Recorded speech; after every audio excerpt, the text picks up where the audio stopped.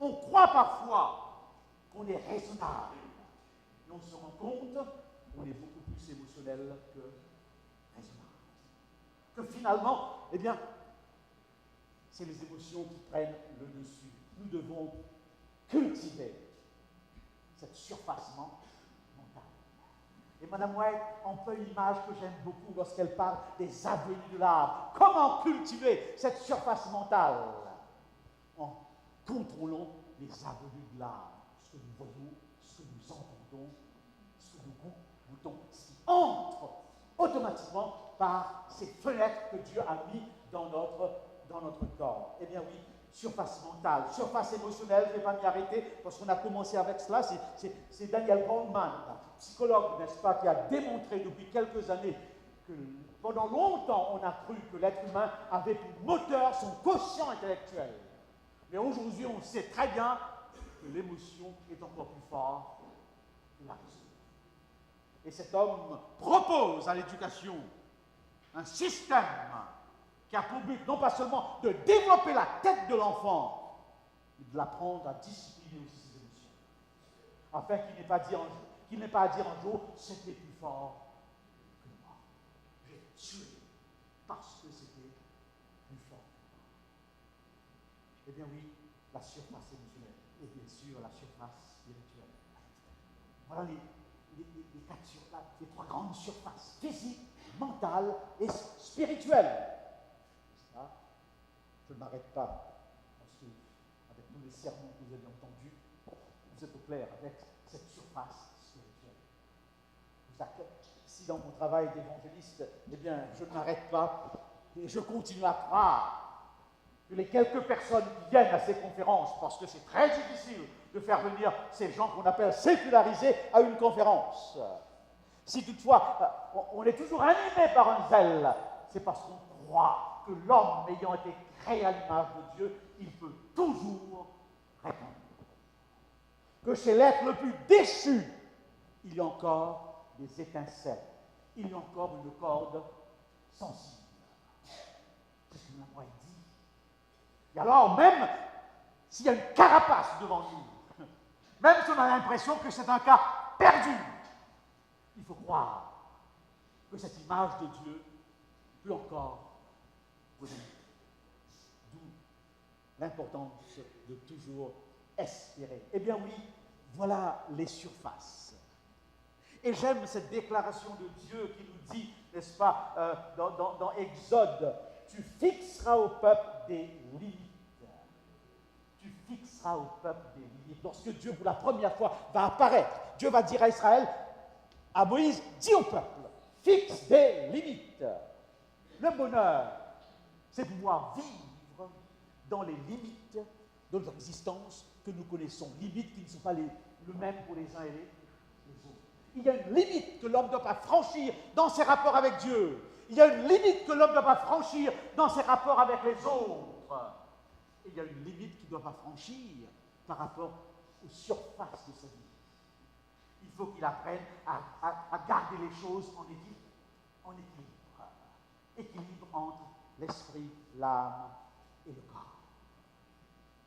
Savoir les limites. Et dans la création, cet enseignement sur les limites est un enseignement clair, chacun suivant son espèce.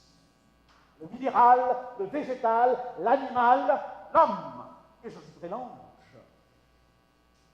Pas facile dans ce monde où tout est brouillé de savoir quelles sont les limites, surtout entre l'animal et l'homme. Je suis toujours époustouflé, bouleversé de voir nos grands sociologues, nos grands psychologues vouloir expliquer à tout prix le comportement humain toujours à partir du comportement animal. On peut apprendre des choses, mais il ne faut pas quand même exagérer et chercher dans le comportement animal l'explication du comportement humain. Non, l'homme seul a été créé à l'image de Dieu. L'homme seul a été créé à l'image de Dieu. C'est pourquoi dira l'apôtre Paul, pour nous, nous ne voulons pas nous glorifier hors de toute mesure. Nous prendrons au contraire pour mesure les limites du partage. Dans son travail d'évangéliste, il savait où s'arrêter. Il savait quelles sont ses limites.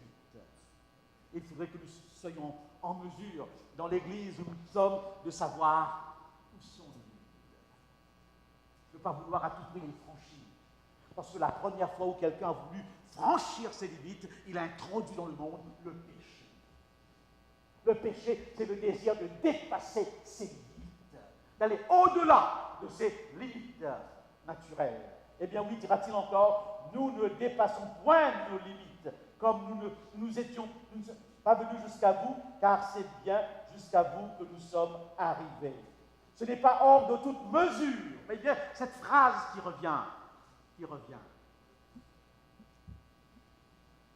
l'impression qu'il y a une surface que j'ai oubliée, je vous excuse, je me rattrape, c'est l'âge, n'est-ce pas?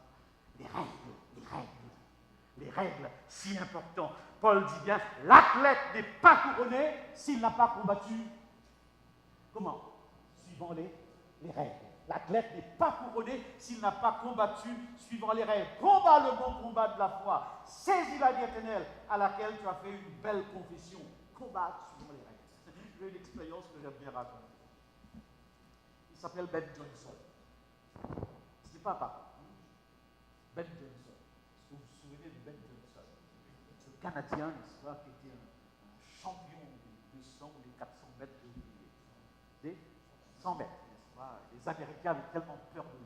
Je me souviendrai toujours que j'étais à l'hôpital avec mon fils qui s'était cassé le bras, fracturé le bras, lorsque j'ai entendu un brouhaha extraordinaire. Ben Johnson avait remporté les 100 mètres.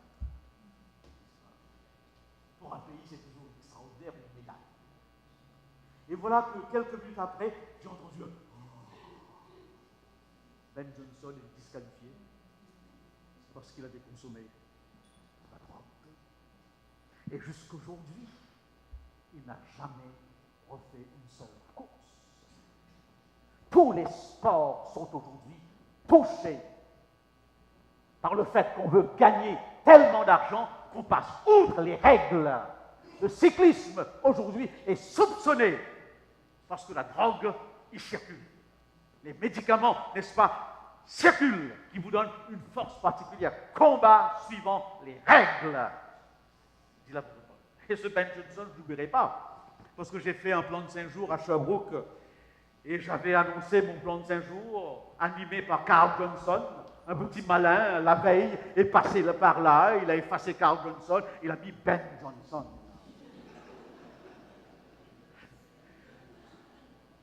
Imaginez-vous, Ben Johnson qui fait un plan de 5 jours, alors qu'on vient de lui enlever sa médaille. C'est pourquoi je ne l'oublie pas. Combat suivant les règles. Il y a des règles mentales, il y a des règles physiques, il y a des règles spirituelles. Tu as été créé à l'image de Dieu. C'est ça ta limite. Et n'essayons pas non plus de jouer à l'ange. Non. Nous sommes des hommes, nous ne sommes pas des anges. Il y a tellement de chrétiens qui voudraient être un ange avant l'heure. N'est-ce pas? Et leurs ailes ne poussent jamais, malheureusement. Cette idée me vient à l'esprit. C'est mon fils qui est psychiatre actuellement. Et nous avons parfois quelques conversations et à chaque fois, il m'enfonce quelques clous, n'est-ce pas? Et la dernière conversation, il me disait, papa, c'est bizarre. Tous mes patients sont les croyants. Les psychiatres, ils s'occupent des gens détraqués mentalement. Ils souffrent de désordre psychologique. Et il me dit, c'est drôle, ils sont tous des croyants. Ils entendent la voix de Dieu constamment. Ils entendent constamment la voix de Dieu. Ils ont des visions et des rêves. Ça fait réfléchir quelque part. Mais il m'arrive de penser combien il est difficile pour des êtres humains, faits d'os, de chair et de sang, qui vivent sur terre, d'être en même temps en train de vivre dans le ciel. Être dans deux mondes à la fois, n'est-ce pas? Le monde d'ici-bas et le monde d'en haut. Quel équilibre qu'il faudrait avoir pour ne pas basculer dans un sens ou dans un autre, et ça ne m'étonne absolument pas que parmi les croyants, il y ait beaucoup de médusés, beaucoup de gens souffrant de psychose, beaucoup de gens, n'est-ce pas, eh bien, déséquilibrés, parce que les exigences d'un ciel et l'être humain que je suis, avec toute ma pesanteur, parfois est en conflit. L'apôtre Paul l'exprime, à chaque fois que je veux faire le bien, le mal s'attache. Et ce conflit est tellement grand que parfois, on perd la vie. On perd la vie. Eh bien oui, que votre être tout entier, l'esprit, l'âme et le corps, que ces surfaces soient bien réglementées, n'est-ce pas? Que l'émotionnel, eh bien, le physique, le spirituel soient soumis à des règles qui vous permettent de vivre et d'être heureux de vivre. Voici, dit Dieu, je mets devant toi la vie et la mort. Choisis la vie et tu vivras. Je suis venu, dit le Christ, pour que vous ayez la vie en abondance. On me rappelait eh bien, au séminaire avec les femmes ce camp que nous avons eu quelque part, un camp à Antimana. Je prononce mal, excusez-moi. C'était un camp de boue, on n'a jamais eu autant de boue. La pluie est tombée ce jour-là pendant toute la nuit. On pataugeait littéralement dans la boue, n'est-ce pas? Eh bien oui, on m'a rappelé donc ce camp, n'est-ce pas? Nous avons vécu de combien c'était extraordinaire, n'est-ce pas? D'aller avec 300 de nos jeunes, un sabbat matin, mettre de l'ordre dans les salles de classe, balai en main. Et je me rappellerai toujours que ces jeunes nous ont dit, on n'a jamais vécu nous aussi comme ça. On avait l'impression vraiment d'être au service des autres. Si le Christ guérissait, ce jour-là, on avait l'impression d'apporter quelque chose. Et alors, on a eu une sainte scène ce jour-là, qui avait pour thème la vie en abondance. Et pour la première fois, je leur disais, il n'y avait pas de petits verres, il y avait des grandes bouteilles, des gros morceaux de pain. Et je regardais, parce que je voulais faire comprendre que le Christ nous apportait la vie en abondance. On se comprend, un petit verre de sainte scène, c'est la vie de Kiki, n'est-ce pas?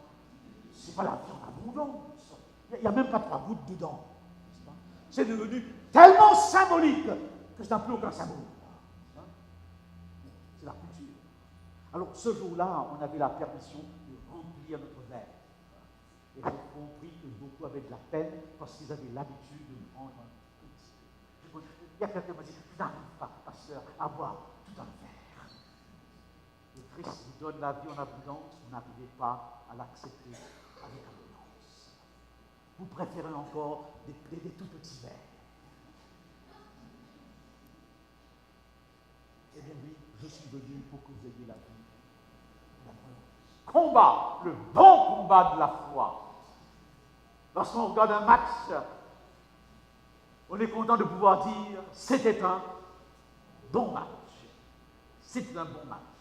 C'est Vassi qui nous racontait cet après-midi une expérience par rapport à une jeune dame qui était venue à sa sortie en Nouvelle-Zélande.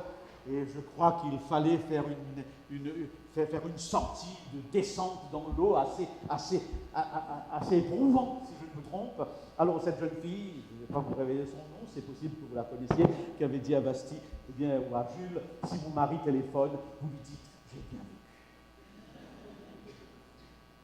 J'ai trouvé ça extraordinaire. On ne sait pas ce qui va se passer demain. On ne sait pas. Si l'eau tout à coup va commencer à sortir, n'est-ce pas, des limites. Si l'orage va gronder, on ne sait pas, personne ne sait. L'avenir n'est pas dans nos mains. Aujourd'hui, ici, demain, on ne sait pas. Mais combien c'est extraordinaire de pouvoir dire, j'ai bien vécu. S'il faut partir, je pars, j'ai bien vécu. Un autre l'a dit, très longtemps avant.